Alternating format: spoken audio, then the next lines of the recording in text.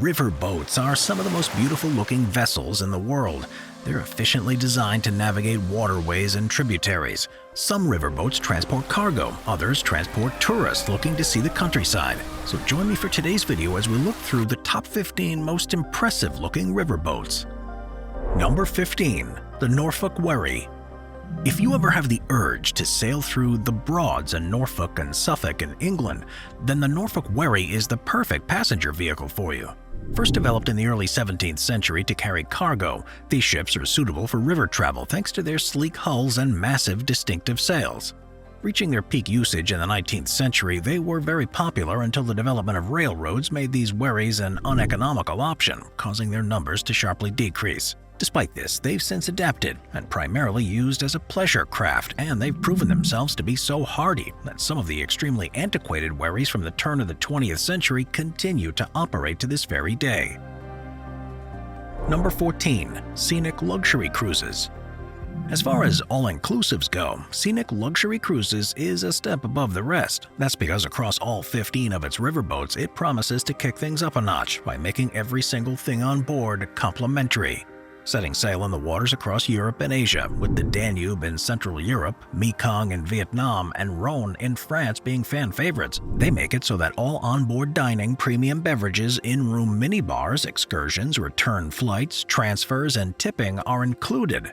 While what are usually premium extras such as butlers are situated in every single room, all of this can be experienced for a price of about $9,000 for a 15-day trip, making it an expensive yet top-of-the-line river cruise option. Number 13. The Gondola. While technically used in canals far more than it's used in rivers, the gondola is an iconic boat that's easily one of the most recognizable on our list.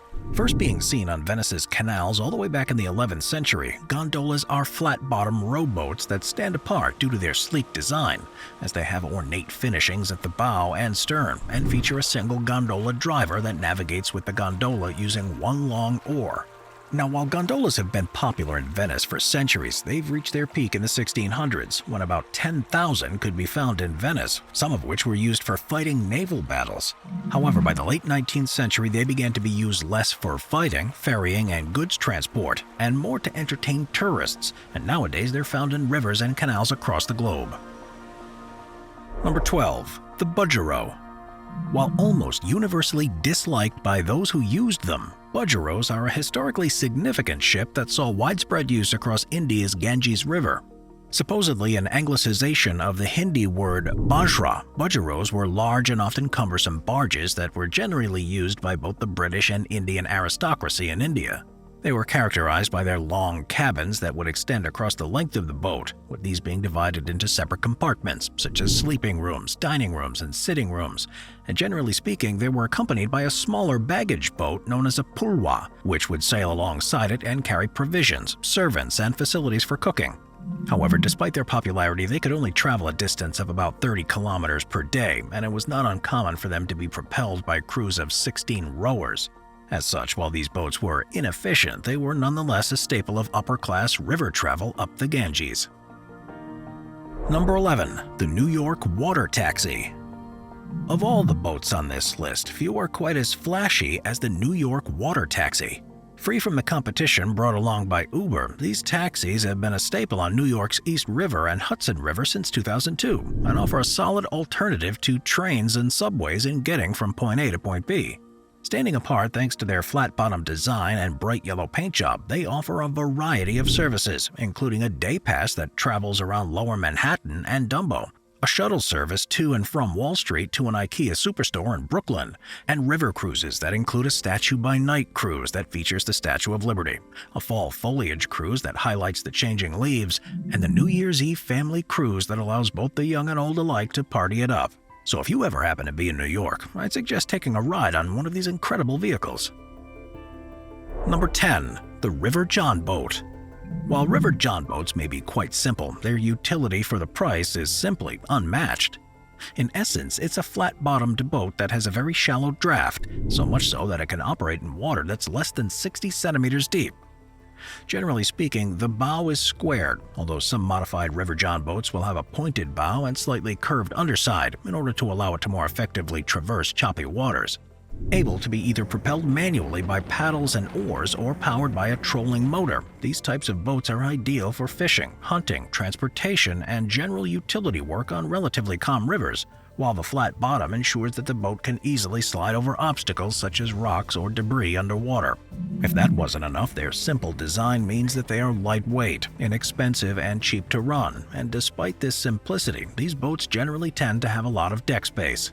And while certain cons, such as their uncomfortable bench seats and ineffectiveness in choppy waters, are unattractive to some, all in all, they're a great type of boat to use in all kinds of different waterways. Number 9. Whitewater Rafts. While there are some rivers that are far too crazy for conventional boats, whitewater rafting manages to traverse even the most violent of waterways with ease. Now, generally speaking, whitewater rafts are either paddle rafts or oar rafts, with the difference being that paddle rafts require everyone in the boat to assist with steering, while oar rafts are steered by a single guide. Whitewater rafts are also distinct from each other in terms of design, as there are both self-bailers and catarafts, with self-bailers looking like traditional inflated rafts, but having small openings to allow water to seep out, while catarafts are easier to maneuver but don't have this helpful characteristic. In any case, no matter what raft you choose, you can use it to go on a variety of rapids, with these changing from Class 1 rapids that feature flat, moving water with few or no waves, to Class 6 rapids, which are extremely violent and almost impossible to navigate, with Class 3 rapids, which require transversing moderate irregular waves, fast currents, and narrow passages being the most popular option for confident beginners. Yet the reality is that no matter what type of rapid you choose, you can be guaranteed to have a thrilling experience in one of these rafts. Number 8. You by Uniworld. If you happen to be a millennial with money to spare, then You by Uniworld is the cruise line for you. That's because unlike their statelier older cousins that are part of Uniworld's flagship brand, the You by Uniworld ships are very stylish, modern, and coming complete with a trendy matte black exterior and modern furniture that suits the taste of younger guests. This modern appeal extends to the onboard activities too, as the cruises have clubs and silent discos, rooftop yoga, and mixology classes. While on land, excursions such as kayaking, paragliding, street art tours, blow-karting, and brewery tours are almost always on offer. These ships also ensure that their included extras are very age-targeted, as rather than offer outdated features such as onboard credit, they instead provide complimentary unlimited Wi-Fi, free excursions, and wine and beer with lunch. To top this off, the ships also go to trendy destinations as they travel up and down the Danube and Rhine rivers in order to dock in hot youth destinations such as Vienna, Belgrade, Nuremberg, and Amsterdam. However, do keep in mind that these ships are for the young and not the young at heart, as anyone above the age of 45 is not allowed to book a room on one of these cruises. Number 7. The Yakbuun. If you count yourself among Japan's upper classes, then chances are that you've taken a ride aboard a Yakbuun. Hailing all the way back to the Heian period over 1,000 years ago, these boats were primarily the property of local nobles or shogun, who would lavishly decorate them and outfit them like the inside of a Japanese home. Completely covered from the outside elements, they would have features such as tatami mats and Japanese low tables, and oftentimes they would traverse riverways or calm ocean shores. While on board, the nobles would host drinking parties, sing and recite waka, which is a style of Japanese poetry. But as time progressed and wealth began to spread, wealthy merchants began to enjoy these incredible boats as well. Soon, even lower classes were sometimes getting the chance to ride them, and up until the opening of Japan in 1853 to the outside world, they were wildly popular. However, as Japan began to modernize, they began to fall out of fashion, and by World War II, they had all but disappeared. However, Japan's economic boom in the 1980s suddenly gave many more people a disposable income, and this prompted wealthy businessmen to begin to revive the tradition. This is carried on to today, and nowadays they are a popular way to spend time with friends. Number 6. Barges. While cargo ships are the norm on the high seas, in less stormy locations, barges are the ideal way to transport goods. Popular on rivers and canals ever since ancient times, barges are essentially flat-bottomed boats that are generally quite wide and don't have a large draft, allowing them to be pulled or driven through rivers no matter how shallow they may be. Barges were first used in ancient Egypt to tow the pharaoh during his funeral, although nowadays they've evolved into various types and variations. In terms of transporting cargo, some of the more popular variants include the dry bulk cargo barge, which is designed to carry freight such as coal, finished steel, and gravel. The liquid cargo barge, which is used to transport gas and other liquids. And the dummy barge, which is a large floating slab that usually holds dry goods, and it's towed by a tugboat. Amongst tourists, types such as the hotel barge, which is used to ferry cruise passengers down rivers, is popular, while if you happen to be a member of royalty, the royal barge, which is a barge with extremely ornate designs that are meant for members of a royal house, are still in use. So, given their many uses, I think you'd agree that barges are the Swiss Army knives of the river boating world. Number 5. Drift boats. Oregon is known for its many waterways, and it was here that the iconic drift boat was born. Originally made to traverse the state's Mackenzie and Rogue rivers, it's essentially a modified ocean dory boat that features flared sides, a flat-bottomed and shallow draft, a curved hull, and pronounced rocker, with these boats generally being driven with the help of oars. Now, while the designs of these boats vary slightly, for example, the Rogue River Dory drift boat has a greater carrying capacity than normal, while the Mackenzie Dory drift boat is better able to ride rapids. The basic design is the same, and generally speaking, they're especially designed to handle river conditions. You see, due to its flat bottom, it's a very calm and stable boat in still water, but when conditions get choppy, its curved bow allows it to cut through the choppy rapids. Its raised seats also make it relatively comfortable, while its shallow draft ensures that it can be used in shallow waters without running the risk of incurring any serious damage. To top this off, its deep sloped sides ensure that relatively little water enters the boat while riding high rapids, making it safer than many other types of boats. Although due to its design, these boats generally don't handle motors well and are best used with oars and moving water. While drift boats aren't great in all situations, they are the perfect boat for use in rivers, and as a result, they are the favorite of thrill seekers and fishermen alike. Number 4. Uniworld Boutique River Cruises. As far as luxury river cruises go, few companies have boats that are quite as incredible as the ones offered by Uniworld Boutique. While the line generally appeals to American travelers, its fleet of 19 ships are known for their old-world charm, as the rooms and common areas come complete with handcrafted mirrors, lavish staircases, original collections of antique oil paintings, hand-painted ceilings, faux marble columns, and ornate murals. Now, while this cruise line has some international reach due to its itineraries down the Amazon, Ganges, and Mekong rivers, the vast majority of its ships are in Europe, and unlike many other cruise lines, these ships often sail with certain themes in mind and certain high-class activities in tow. For example, they are well known for their connoisseur collection cruises for cheese and wine lovers, their LGBTQ+ cruises for those looking for an inclusive atmosphere, and their Jewish heritage cruises for those who want to connect with the culture and history of their ancestors that lived along the Danube and Rhine rivers. Uniworld also offers passengers the chance to engage in exclusive activities and excursions, with the two most notable being an onboard Sound of Music show hosted by Elizabeth von Trapp, granddaughter of Maria and Baron von Trapp, and a cocktail reception hosted by Princess Anita von Hohenberg, who is a descendant of the Habsburg dynasty that hosts these events at her Austrian home in Arstetten Castle. Therefore, as long as you have deep pockets, a Uniworld Boutique cruise may be the exact type of vacation you're looking for. Number 3. Mississippi Steamboats.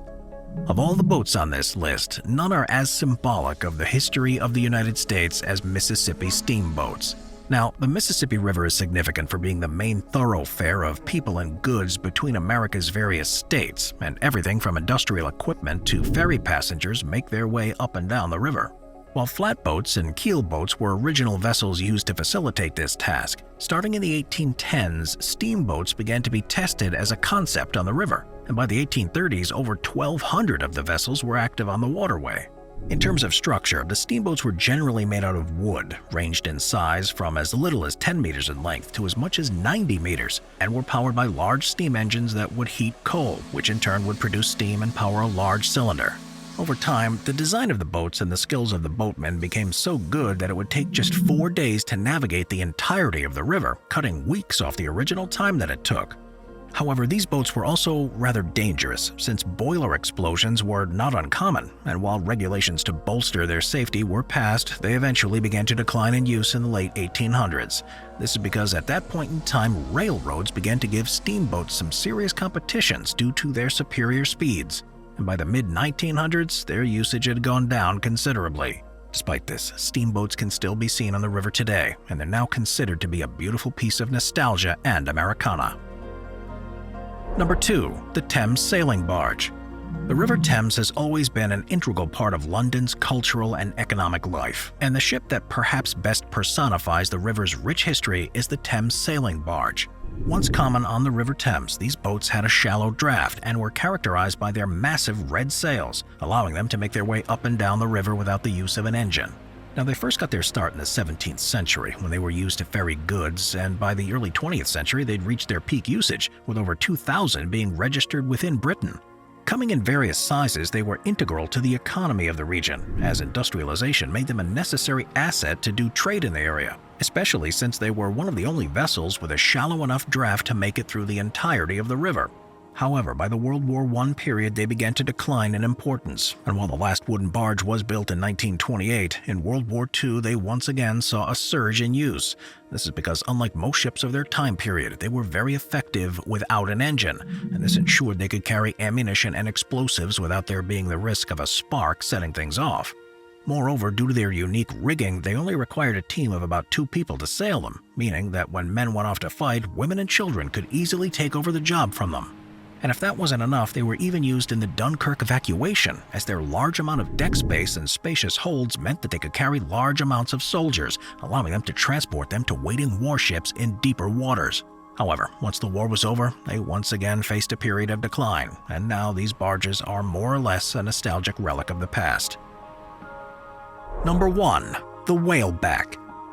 Of all the riverboats out there, one of the strangest, by far, is the Whaleback. First developed by Alexander McDougall, the idea behind their design was to make a boat that was easier to tow. Likening the design to a cigar with bent-up ends, the Whaleback unsurprisingly looked a lot like the back of a whale, as it had a curved upper deck, a bow that somewhat resembled the snout of a pig, and a lower deck that would completely submerge, resulting in a boat where only the very top remained above water. The advantage to this design was that rather than crash into the sides of the hull, waves would simply wash over the deck while meeting only minor resistance from the rounded turrets, and tasks such as towing them around became far easier due to the fact that they were not as significantly affected by winds and waves, ensuring that they would follow a tugboat well and not veer off course. Whether towed or under their own power, they were relatively speedy vessels for the time, as their speed of 15 knots, which is 28 kilometers per hour, allowed them to quickly get from point A to point B. And it was because of all these positives that McDougall founded a whaleback boat company and began churning them out. Envisioning their usage in rivers and lakes around the world, plans began to be drawn up to ship them internationally, and between the years 1887 and 1898, a total of 44 were constructed. However, as they began to see more usage, their problems began to overshine their positives. For example, they often had issues with their hatches, making loading and unloading slow and sometimes dangerous, while their low profile on the water made them very prone to collisions with oncoming ships.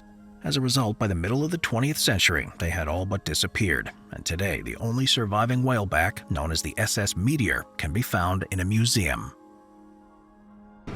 Watch our Vehicles playlist for more top 15 videos about amazing vehicles. Sit back, relax, and binge watch all of our best vehicle videos.